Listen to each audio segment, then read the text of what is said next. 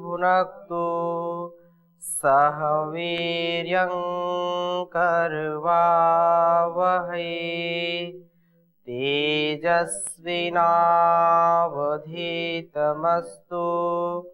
मा विद्विषावहै।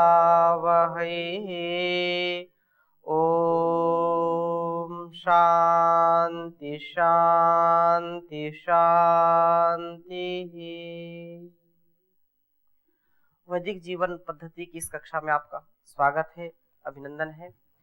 हम चर्चा कर रहे हैं ब्रह्म यज्ञ के उपस्थान मंत्रों का, जिसमें एक मंत्र हो गया था, दूसरे मंत्र की व्याख्या चल रही थी और इसमें बहुत ही स्पष्टता से इस बात को कहा कि वह जो जात वेदा है वह परमात्मा जो वेद आदि का जो प्रदाता है, वेद ज्ञान को देने वाला है और जिसके कारण ही ये सारा संसार चल रहा है, जो हमारा और सब जीव जगत का पालन पोषण करने वाला है, उसके जो केतव बने हुए हैं संसार में, उस तक पहुंचने के जो उस भगवान तक पहुंचने का जो निशान है।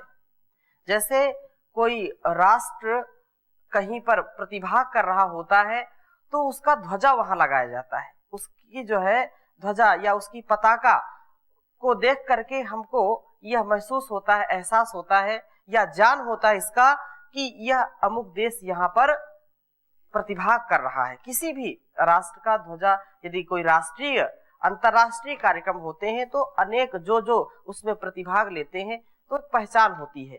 वैसे ही इस संसार में उस भगवान तक पहुंचने का निशान क्या है, हम उसको कैसे पहचाने, तो यहाँ पर ये बहुत अच्छी बात कही है जिसको हम समझें। और पहले कक्षा में इस मंत्र को इस प्रकार से हमने लिया था, एक बार पुनः इसको दोहराएंगे। ओम उदुत्यम जात वेदसं देवं वहन्ति केतवः। ओम उदुत्यम जात वेदसं देवं वहन्ति केतवः। दृशे विश्वाय सूर्यं। दृशे विश्वाय सूर्यं। तो ऐसे उस परमपिता परमेश्वर को हम स्मरण करते हैं और ये बात कहते हैं कि जो ऊपर की ओर ही उठते हैं, जो उत्पन्न हुए हैं, जात वेद सम उत्पन्न हो गया या ज्ञान जिसको, उसको देवम श्रेष्ठ व्यवहारों वाले वहंती प्राप्त कराती हैं, बढ़ती हैं। केतवः भक्ति तरंगे या जो ध्वजाएं हैं, दिखाने ज्ञान कराने के लिए पूर्ण रूप से प्रकाशक, जो प्रकाश स्वरूप जगत उत्पादक प्रभु को, जिस व्यक्ति को ज्ञान उत्पन्न हो जाता है, जिसका व्यवहार शुद्ध हो जाता है, ऐसे प्रभु भक्त को भक्ति तरंगे प्रकाश स्वरूप सर्व जगत उत्पादक प्रभु का पूर्ण रूप से ज्ञान कराने के लिए ऊपर उठती हैं। वे बराबर लक्ष्य की ओर बढ़ती रहती है। जैसे किसी किले को फतह कर लिया जाता है तो उसमें अपना झंडा गाड़ दिया जाता है और वो पताका फहरती रहती है। तो अज्ञान के ऊपर ज्ञान का पताका फहरा देना ये भी है। और वो ज्ञान कब बढ़ेगा, जब हम वेद आदि शास्त्रों का जो है अध्ययन अध्यापन करेंगे, पढ़ना पढ़ाना करेंगे और उसके लिए समर्थ गुरु आचार्य की सन्निधि में जाएंगे। उनको जो है उस बात का पूरा अनुभव होता है। हमारे ऋषि मुनियों ने पूरे जीवन भर ये किया है और इसी से हमारे राष्ट्र का, हमारे जीवन का कल्याण हो सकता है। अतः ये बात यहाँ पर जो कही कि यहाँ असंख्य आकाश गंगाएं, उनमें असंख्य सूर्य जो तारों की तरह टिमटिमाते नजर आ रहे हैं। यह ग्रह और अपने आधार के चारों ओर निर्धारित कक्ष में चक्कर लगाते हैं। सारे ग्रह नक्षत्र अपनी जो कक्षा है उसके कभी उसका अतिक्रमण नहीं करते हैं। प्रभु की सत्ता में ही उनकी व्यवस्था हो रही है, उन्हीं में उनका सारे यंत्र उनके नियंत्रण में चल रहे हैं। यह नियमित गति से घूम रहे हैं। यह गति इतनी समयबद्ध है कि इसमें एक पल की भी देरी नहीं होती है, अंतर नहीं आता है। इन्हीं की गति पर संसार की सारी गतियां निर्धारित होती हैं, सारी जो घड़ियां हैं वो भी आधारित की गई हैं। ज्योतिष शास्त्री पंचांग बना पाते हैं, ग्रहणों की जो सही तिथियां निर्धारित कर पाते हैं। ये जो सारे तारे, पुच्छल तारे आदि इतने विस्तृत क्षेत्र के कक्ष में घूम रहे हैं कि इन्हें सूर्य का एक चक्कर पूरा करने में 75 या उससे भी अधिक वर्ष लग जाते हैं। इतने बड़े बड़े ये गृह नक्षत्र हैं और उनको चलाने वाला कौन है? वह जातवेदा है, जो वह परमपिता परमेश्वर है। प्रभु की ही सत्ता में गतिशील है ये सारा ध्रुव तारा। एकमात्र ऐसा पिंड है जो है ध्रुव है, बिना किसी आधार के आकर्षण में बंधा एक ही जगह स्थिर है और जो नाविकों की व राहगीरों का जो है दिशा निर्देशन करता है। सारी गतियों का वो एक बिंदु होता है, केंद्र होता है। ध्रुव तारा को देख करके अनेक कार्य लोग करते हैं, उसकी पहचान जिनको होती है। प्रभु ही के आधार से तो यह सारा आधारित हो रहा है। यह निश्चय ही प्रभु के ही केतव है, वो स्थापित किए गए हैं। वो ध्वजा हमको संकेत करती है कि यहाँ पर किस जैसे राष्ट्र की उपस्थिति है या यहाँ किसका साम्राज्य है, यहाँ किसकी जो है शासन व्यवस्था है, ये हमको जो है ज्ञान हो जाता है। इसलिए उस प्रभु का ध्यान हमेशा हम करते रहें। भूतली विविध जड़ चेतन रचनाओं में यह बर्फ से ढकी ऊंची ऊंची पहाड़ियां, बड़े बड़े जो है पर्वत श्रृंखलाएं, चोटियां या लाल पीले हरे काले सफेद हीरे पन्ने से युक्त मानक और मूंग आदि से भरी ये नदियां या ये पहाड़, कितने प्रकार की संसार में ऐसे पदार्थ, ऐसे दृश्य है जो एक मनुष्य तो कभी बना नहीं सकता, या सारे संसार के मनुष्य लग जाएं तो भी बना नहीं सकते हैं। और उसको बनाने वाला कौन है, इसकी पहचान तो करें। उसको बनाने वाला वो भगवान है और उसकी यह जो रचना है, वो रचना को देख करके उस रचनाकार का हम ध्यान करें। ये उसके केतव है कि उसके ये झंडे के समान काम कर रहे हैं, उसके ये तरंगों के समान कार्य कर रहे हैं कि वो यह जहां से तरंगे आ रही हैं वो कोई प्रकाश है जो सबको प्रकाशित करता है, अथवा उसी का साम्राज्य यहाँ है, उसी ने सारा ये निर्माण किया है। अतः ये नदियां, तालाब, झील, समुद्र, इनमें से असीम संपत्ति की प्राप्ति होती है। यह भांति भांति की कतरन युक्त जो पत्तियां हैं, जो कोमल कोमल कलियां हैं और रंग बिरंगे फूल हैं, इनको कौन बनाने वाला है? उनमें सुगंध कौन भरने वाला है? हर पुष्प को देखेंगे, सैकड़ों हजारों प्रकार के पुष्प देखेंगे, लेकिन उनकी गंध मिलती नहीं है। कौन यह सेंट देता है उनको? कौन उनमें इत्र छिड़काव करता है? कौन उनको बनाता है? हजारों लाखों प्रकार की पत्तियों को एक स्थान पर आप इकट्ठा कर दें, उनकी सबकी बनावट अलग होगी, उनकी सबके रंग की स्थिति अलग होगी। किसी में जो है ज्यादा जो है गाढ़ा, ज्यादा डार्क किया है, किसी को लाइट किया है, फीका किया है, किसी को पीला बनाया, किसी को नीला बनाया। ऐसी स्थिति है। हे प्रभु तेरी बड़ी लीला है। किसी को बनाया नीला, किसी को बनाया पीला, किसी को बनाया बड़ा टाइट, किसी को बनाया बड़ा ढीला।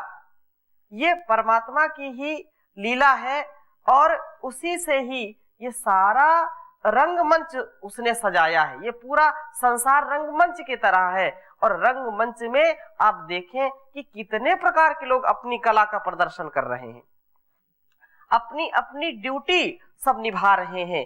कोई भी उसके अटल नियम का खंडन नहीं कर सकता, कभी उसको जो है अतिक्रमण करके वो कभी बाहर नहीं जा सकता है।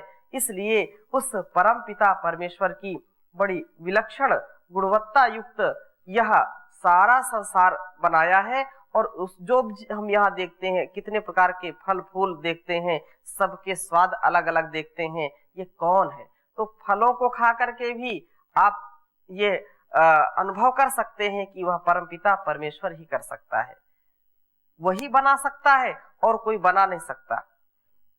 वाणी जगत में जो प्राणी जगत है, उनमें ये प्राणियों की बात करें तो वाणी उसका बखान नहीं कर सकती। कितने प्रकार की जो है संरचनाएं की हैं परमात्मा ने। पशु पक्षियों की विलक्षण योनियां, उनके आकार प्रकार स्वभाव, उनकी आश्चर्यजनक नैसर्गिक क्षमता, तथा आप देखें कि हजारों मील की यात्रा करके साइबेरियन पक्षी यहाँ आते हैं भारतवर्ष में। हजारों प्रकार के पक्षी आते हैं कुछ ऋतु विशेष में और फिर हजारों मील चले जाते हैं। ऐसे पक्षी जो कभी आप देखे नहीं होंगे, उनकी एक एक बनावट देखिए, उनकी चोंच की आकृति देखिए, उनके पंखों की आकृति देखिए, देखते ही बनता है। भारतवर्ष में तो आप देखते हैं कितने प्रकार के हैं पशु पक्षी, लेकिन कुछ जो हजारों प्रकार के, ज्यादा नहीं, अभी हरिद्वार में आप पतंजलि योग पीठ के पीछे ही देख सकते हैं, यहाँ फेज 2 के पीछे तालाब है, साइबेरियन पक्षी आते हैं यहाँ पर और वो एक ऋतु विशेष में आते हैं और फिर चले जाते हैं। कितना ज्ञान है, कितना विज्ञान उनके लिए बनाया परमात्मा ने। और वो चाहे अन्य यहाँ का जो भारतवर्ष में अनेक ऐसे स्थान हैं, जो ऐसे पार्क हैं, वन्य संरक्षण केंद्र हैं, जहां आप जाकर के आश्चर्यचकित हो जाएंगे कि इतने भी प्रकार के पशु पक्षी होते हैं जो कभी आपने कल्पना भी नहीं की, कभी वैसा देखा नहीं। तो ये कौन करने वाला है? वह परमपिता परमेश्वर ही उसकी रचना और जो नए नए रंग गढ़ता रहता है, नए नए स्वभावों से युक्त करता रहता है। अतः उसकी हम पहचान तो करें। मनुष्य में भिन्न भिन्न रंग रूप, भिन्न भिन्न चेहरे, किसी को बहुत लंबा बना दिया, किसी को बहुत ठीकना बना दिया, किसी को गोरा बनाया, किसी को काला बनाया, किसी को जो है किसी के बाल घुघराले बना दिए, किसी के बिल्कुल सीधे बना दिए। इतने प्रकार के रंग रूप, ओहो, हजारों प्रजातियां आप देख सकते हैं। तो 5 अरब लोगों में से 5 अरब या अन्य इतने भी जितनी जनसंख्या है, एक सकल सूरत के लोग मिलेंगे नहीं, सबकी अलग अलग स्थितियां मिलेंगी। इन्हीं सारी गणनाओं से, इन्हीं सारे पहचानों से हमको यह पहचान करनी पड़ेगी कि वह परमात्मा कैसा है। इन्हीं केतुओं, इन्हीं पताकाओं के सहारे हम चिंतन मनन करने के लिए विवश हैं। चिंतन मनन करना भी चाहिए कि वो कौन कर रहा है। आगे बढ़ते चले तो निश्चय ही उस प्रभु के अस्तित्व और उसकी विलक्षणता, उसकी सत्ता का आभास कर पाते हैं, उसका साक्षात्कार कर पाते हैं। तब हम पूर्ण समर्पण भाव से उसकी और केवल उसकी उपासना में तल्लीन हो, उसके जो है निकटता का हमको सौभाग्य प्राप्त होता है। उसी से हमारा सारा ये जीवन चल पाता है। उस प्रभु के गुणों और उसकी सत्ता, सर्वज्ञता एवं सर्वशक्तिमत्ता आदि का ध्यान करते हुए ऐसा अनुभव करने लगे कि हम प्रभु के सानिध्य का सुख पा रहे हैं और वह हमारा जो है वही सखा है, वही हमारा माता है, वही पिता है, वही बंधु है। क्योंकि जब इतना समर्पण आपके अंदर आएगा कि वो सब कुछ उसी को मानेंगे, तो उसकी कृपा का हमको प्रसाद मिलता है, लाभ मिलता है। कोई दुनिया में आता है तो संसार में आकर के जाता भी है, लेकिन उसी का जाना और उसी का जीना लोग जान पाते हैं जो विशेष होता है, जो महत्वशील व्यक्ति होता है, महानता को जो प्राप्त करता है, महान व्यक्तित्व की ही यहाँ पूजा होती है। अतः हम उसका गुणगान करें और जब दुनिया से जाएं तो दुनिया को कुछ देकर के जाएं। ऐसा यदि हम विचार करते हैं तो हमारे अंदर ऐसे संस्कार आएंगे और हम उसके लिए कुछ कर पाएंगे। किसी कवि ने बहुत ही अच्छा कहा, कोई दुनिया में आता है, कोई दुनिया से जाता है, यह चक्कर रुक नहीं सकता, प्रभु सबको चलाता है। कोई दुनिया में आता है, कोई दुनिया से जाता है, यह चक्कर रुक नहीं सकता, प्रभु सबको चलाता है। भलाई कर भला होगा, बुराई कर बुरा होगा। भलाई कर भला होगा, बुराई कर बुरा होगा। जो जैसा बीज बोता है, वह फल वैसा ही पाता है। यह चक्कर रुक नहीं सकता, प्रभु इसको चलाता है। प्रभु का ध्यान करने से सभी दुख दूर होते हैं। प्रभु का ध्यान करने से सभी दुख दूर होते हैं। कभी सुख पा नहीं सकता जो ईश्वर को भुलाता है। कभी सुख पा नहीं सकता जो ईश्वर को भुलाता है। यह चक्कर रुक नहीं सकता, प्रभु इसको चलाता है। वह कण कण में समाया है, नजर लेकिन नहीं आता। वह कण कण में समाया है, नजर आ नहीं सकता। वही सृष्टि का करता है, वही मुक्ति का दाता है।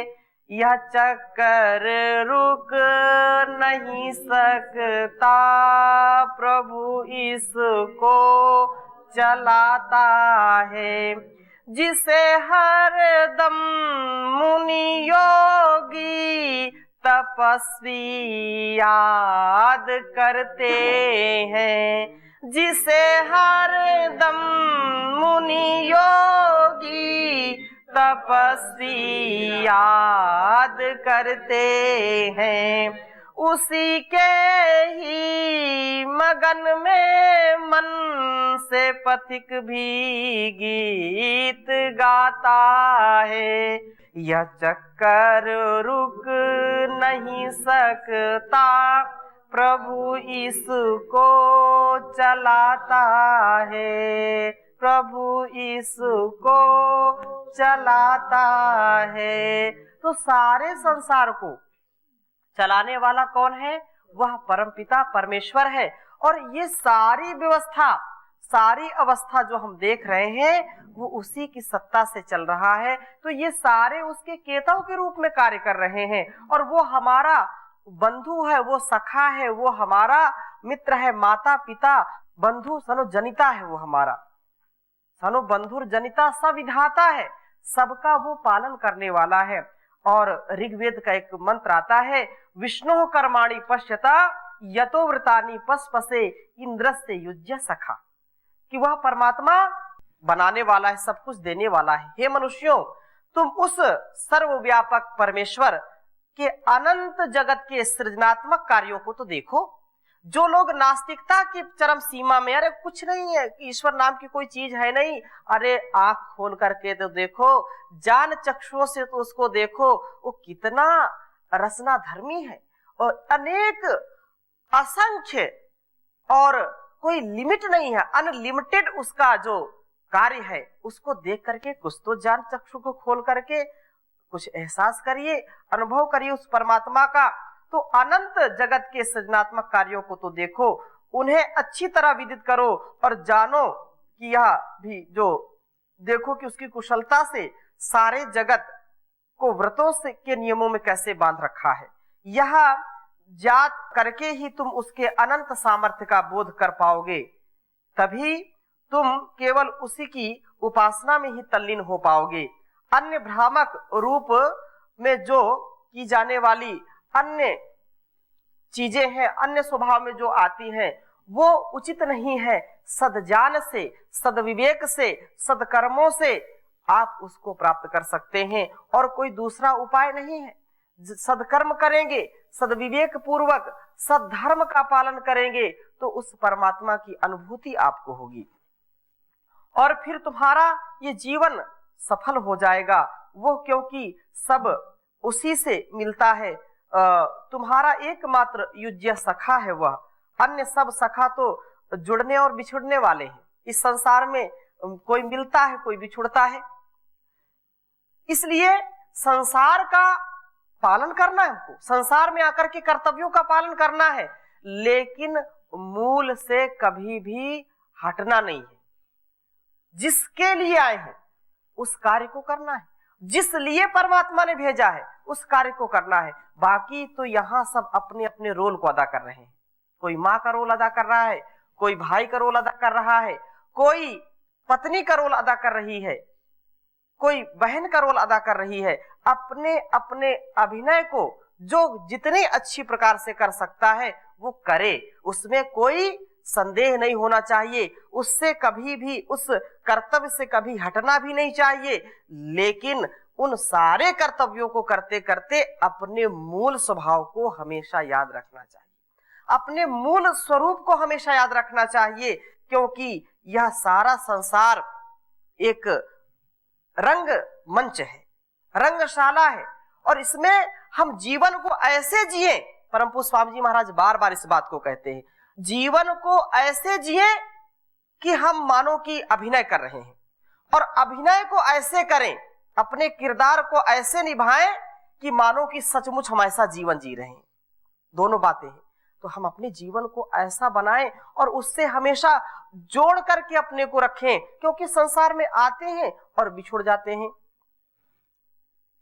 इस दृष्टि से हम सदा, क्योंकि जो जिन्हें अपना कहते हैं वो हमारे पराये हो जाते हैं और जो पराये होते हैं अपने हो जाते हैं।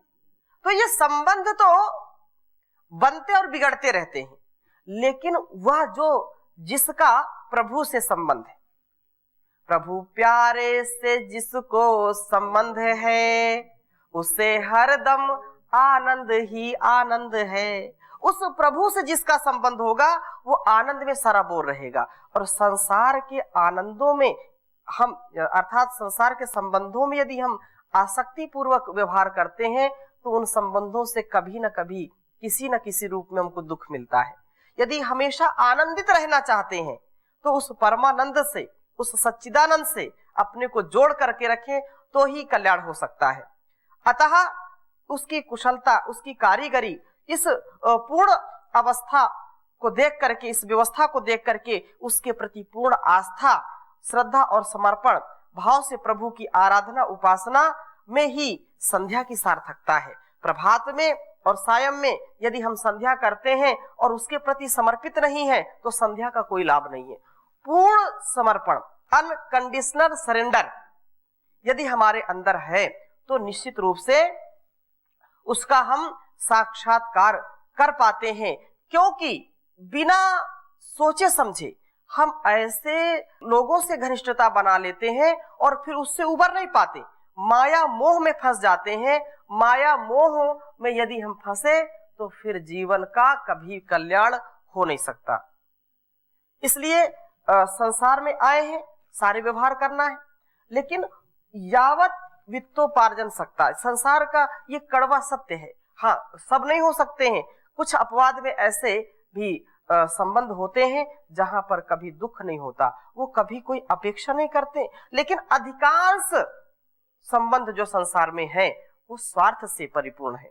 केवल माता पिता गुरु आचार्य का जो जीवन है वो उत्तमता को देने के लिए सदा समर्पित रहता, लेकिन यदि बालक या शिष्य ऐसे कर्म नहीं करता है तो अपने माता पिता गुरु आचार्य को भी कष्ट देता है, उसको दुख देता है।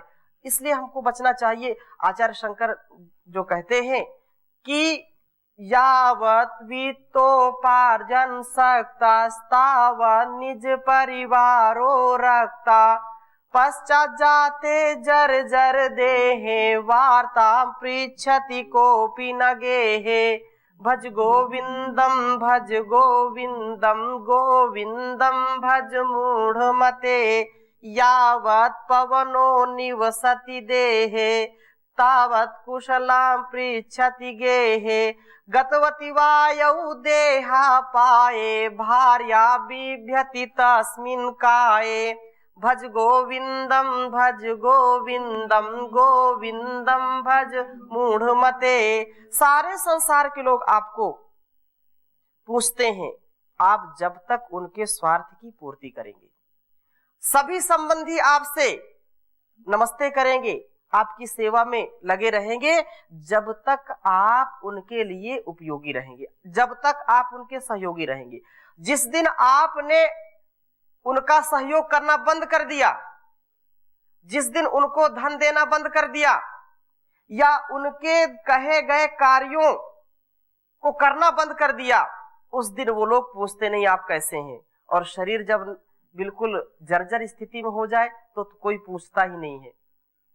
शरीर से जब प्राण निकल जाते हैं, प्राण पखेरु उड़ गए, तो जिस धर्मपत्नी ने या जिस पति ने 7 जन्मों तक साथ जीने और मरने की कसम खाई थी, वो भी उस शरीर से डरते हैं, वहां पास जाना पसंद नहीं करते, उसके शव के पास बैठना पसंद नहीं करते। कितनी जल्दी इसको यहां से निकालो, कितना अच्छा पति रहा हो, कितनी अच्छी सुंदर पत्नी रही हो, कोई उस शरीर को जल्दी से छूना भी पसंद नहीं करता, डरते हैं। इसलिए उस परमात्मा से हम अपने संबंध, अपने तार जोड़ करके रखें। जब उससे तार जोड़ करके रखेंगे तो इस समाज में हमेशा इज्जतदार बन के रहेंगे। नहीं तो आपकी अस्मिता को, आपकी जो सम्मान की स्थिति है, उसको लोग तार तार करने के लिए हमेशा तैयार रहते हैं। अपने आप को यदि बचाना है तो उस परमात्मा के साथ संबंध जोड़ करके रखें, उसके साथ अपने जीवन को उत्कृष्ट बनाने का कार्य करें, क्योंकि यह जीवन इसी के लिए मिला है, भोग और अपवर्ग के लिए। यह पुरुषार्थ है, भोग और अपवर्ग। पुरुषार्थ चतुष्टय में ये भोग अपवर्ग आ जाते हैं। धर्म, अर्थ, काम और मोक्ष, इसकी सिद्धि इसी से होती है। इसलिए हम इसको भूले नहीं, सदा इसका स्मरण रखें। तो आज की कक्षा में यहीं तक, शेष चर्चा अगले मंत्र के साथ अगली कक्षा में करेंगे। ओम शांति शांति शांति।